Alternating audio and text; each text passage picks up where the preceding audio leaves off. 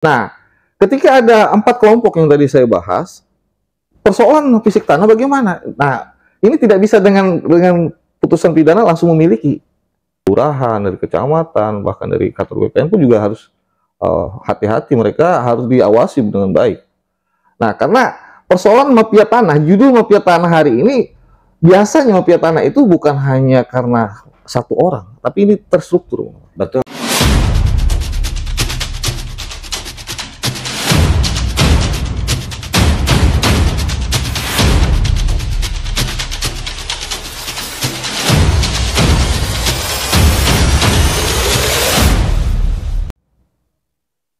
Assalamualaikum warahmatullahi wabarakatuh. Waalaikumsalam warahmatullahi wabarakatuh. Salam penegakan hukum, salam sahabat Kalibata. Selamat pagi, Leparden. Selamat pagi, Cukup lama juga kita tidak bareng-bareng podcast nih. Tur keliling, kita keliling. Tur, iya. Dari Lamandau, Jakarta, dan perjalanan yang cukup melelahkan dan panjang. Iya, kita menyebutnya tur keadilan, tur mencari keadilan. Itu cerita perjalanan itu. Walaupun belum berhasil juga dapat keadilan. Ya, keadilan itu kan harus diperjuangkan, Bang. Betul sekali, ya. Saya sepakat.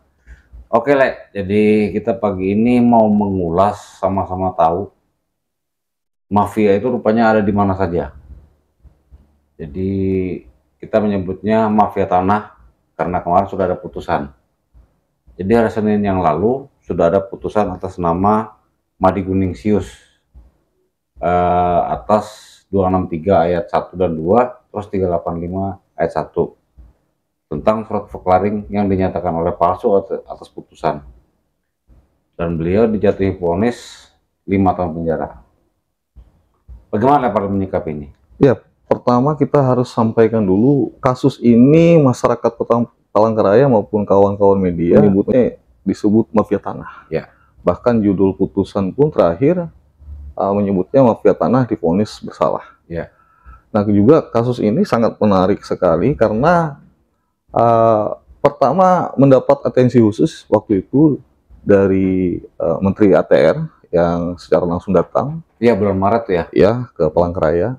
Kemudian juga Kajati Kalteng pun pada saat itu di media juga memberikan atensi khusus terhadap kasus ini. Bahkan yang sangat tertarik lagi di Pengadilan Negeri Palangkaraya, ketua majelisnya yang menyidangkan perkara ini langsung ketua pengadilan, Ya. ketua Pengadilan Negeri Palangkaraya. Artinya sorotan kasus ini sangat serius sekali, Bang Roy. Bahkan saya juga sangat tertarik ada komentar dari salah satu anggota DPR RI, Bang Juni Umat Girsang, itu menyatakan bahwa mafia tanah itu termasuk kejahatan luar biasa. Wah, jadi kan kalau dikatakan kejahatan luar biasa, persoalan tanah ini ternyata darurat, darurat. Karena sekali lagi yang kita tahu bahwa persoalan tanah ini juga tidak lepas dari carut marut dalam proses tata kelola agraria di Indonesia. Sehingga hal-hal beginilah menjadi celah suburnya mafia tanah.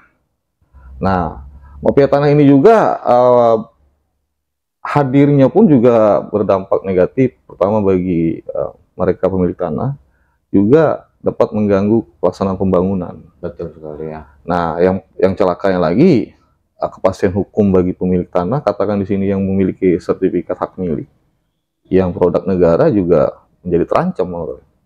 Nah, sebagaimana kita ketahui tadi, kasus terdakwa Madi Guning yang baru putus tanggal 26 Juni, hari Senin kemarin, itu kan persoalan yang di satu sisi ada sekelompok masyarakat pemilik SHM Ya. di tanah itu. Ya.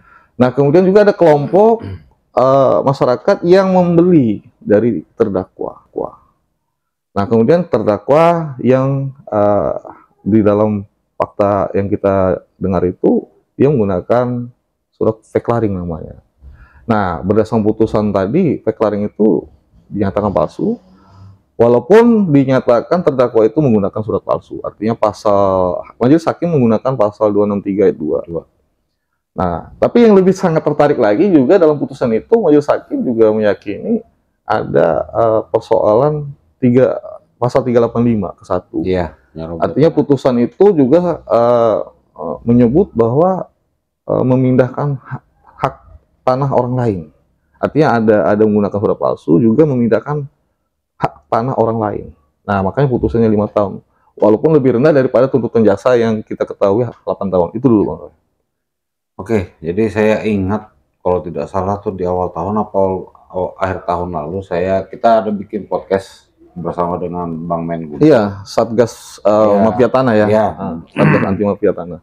Ya, beliau panjang sekali mengawal kasus ini. Udah bertahun-tahun. Walaupun capek, walaupun mungkin banyak susah senangnya beliau, tapi akhirnya gol. Saya apresiasi secara pribadi terhadap beliau. Saya hormati beliau. Nah, jadi pertanyaan sekarang, Le. Banyak masyarakat yang tidak paham. Jadi seolah-olah ini kan sudah vonis. Ya, walaupun belum ingkrah, Ya, Bang. walaupun belum ingkrah. Ya. Tapi saya mendengar ada pemahaman yang salah di masyarakat.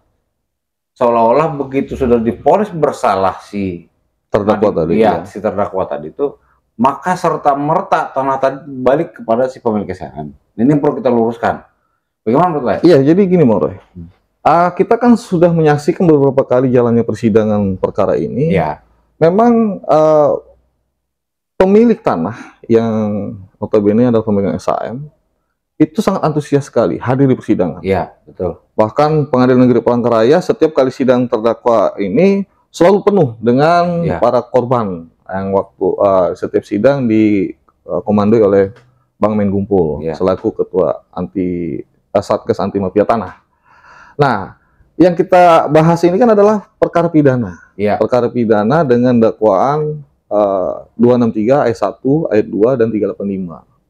Ketika itu dinyatakan bersalah, saya membaca pun dalam putusan itu dia fokus dalam persoalan objek suratnya. Suratnya artinya ini, suratnya. iya, fake laringnya, surat fake Iya. laring yang digunakan oleh terdakwa itu fake laring tahun 60 itulah dinyatakan palsu. Iya.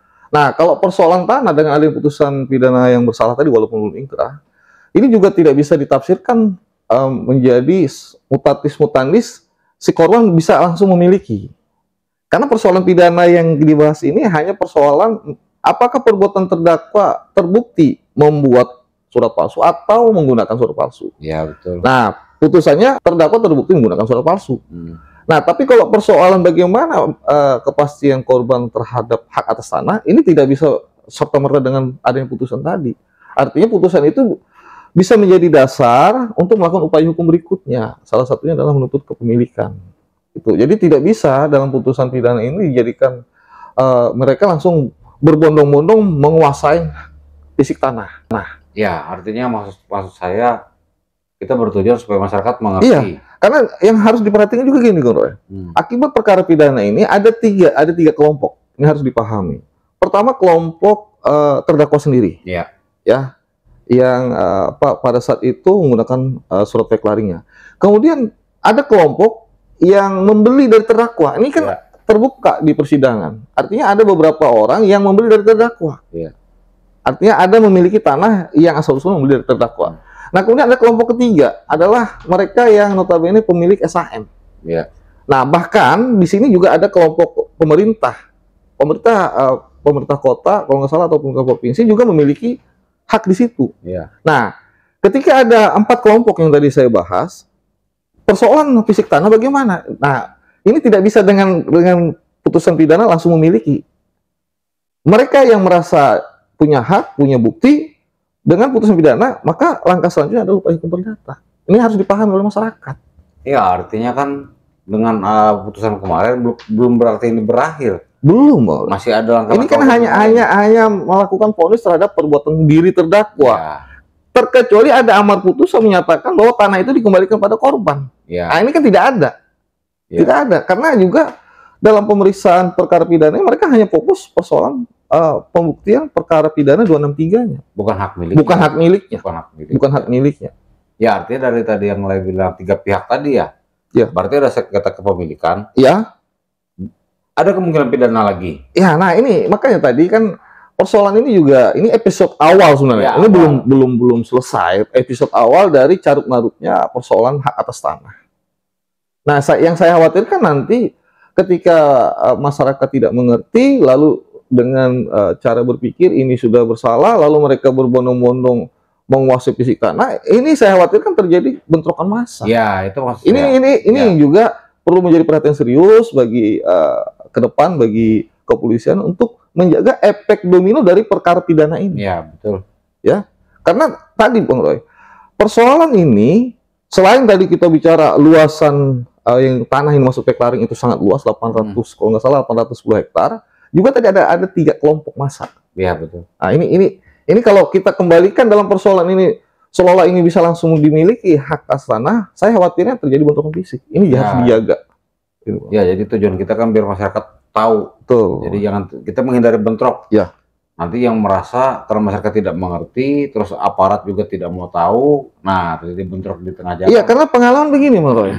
Kita juga pernah menangani perkara-perkara pemalsuan. Dia tidak bicara dengan tanahnya, hanya sekedar suratnya. Iya, bukan hak miliknya. Bukan hak miliknya, bukan pengujian hak milik di sini. Ya, betul.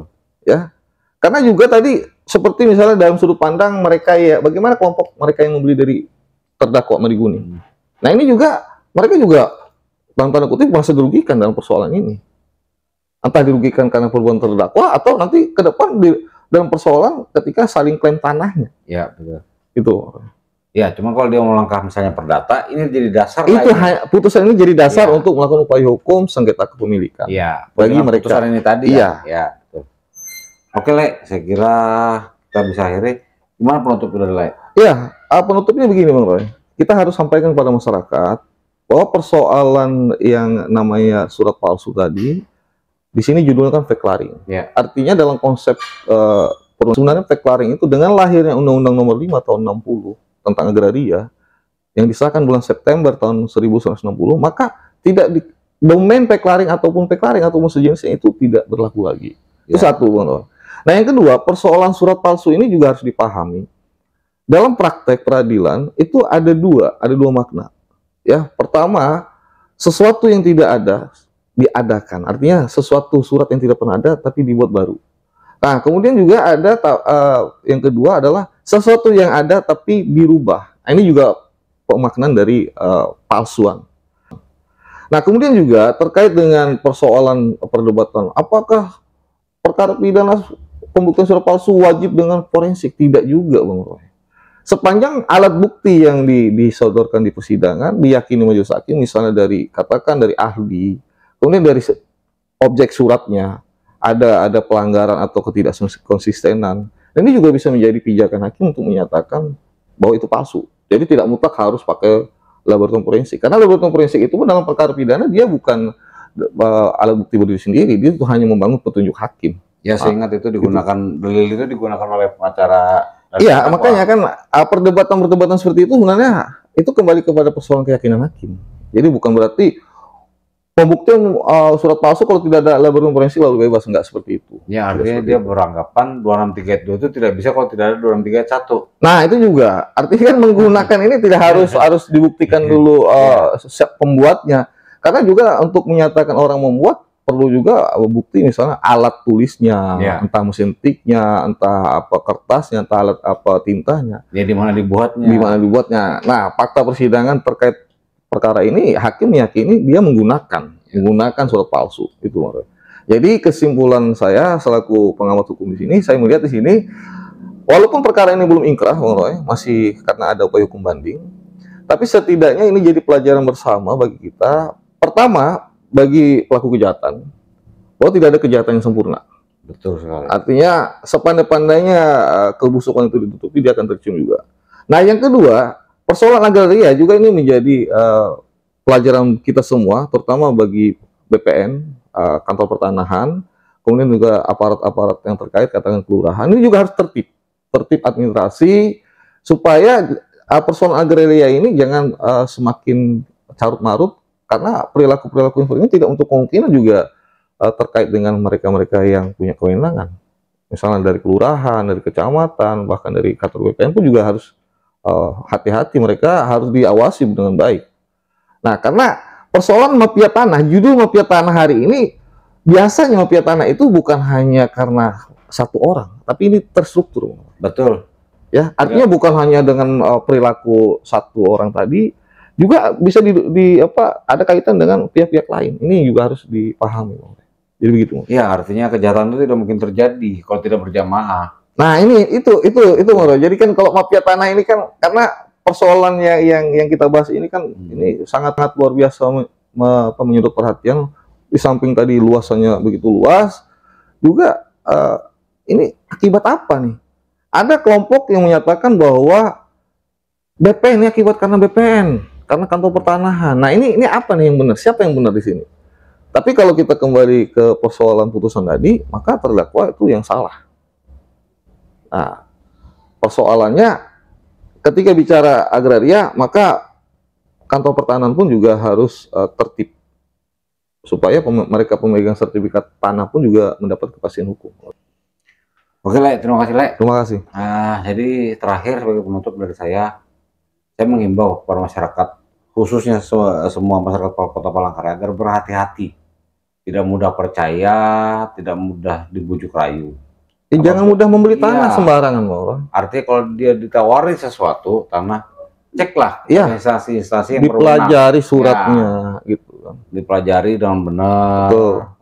Dasar peraturannya seperti apa Betul. supaya jangan tertipu. Karena kalau seperti ini udah jadi rumit. Rumit, Bang. Rumit. Jadi saya bayangkan di Hiputi sekarang sudah SHM orang, Ya. si pembeli Volkswagen tadi sudah bangun rumah, Kan? ya kan? Sudah beranak pinak dari situ. Ini potensi konflik. Potensi konfliknya luar biasa sekali. Ya. Dan kalau tidak salah itu adalah 800 hektar lebih kalau nggak salah. Iya, luasannya kan luas sekali. Kita bayangkan konfliknya luar biasa kan. Sementara si pembeli tadi mungkin dia uang tabungan, mungkin hasil keringatnya, yang mungkin akan mempertahankan sampai kapanpun itu haknya. Ya. Jadi demikian masyarakat Kota Palangkaraya. Kita harap podcast ini bisa berguna, Le. Mudah-mudahan, amin. Jadi sekian dulu. Terima kasih. Kalau apabila ada yang mau di-share atau mau diskusi atau yang mau ditanyakan, hotline kita terbuka. Sekian dulu. Salam penegakan hukum. Salam sahabat kelewatan. Salam sahabat kelewatan. Assalamualaikum warahmatullahi wabarakatuh. Waalaikumsalam warahmatullahi wabarakatuh.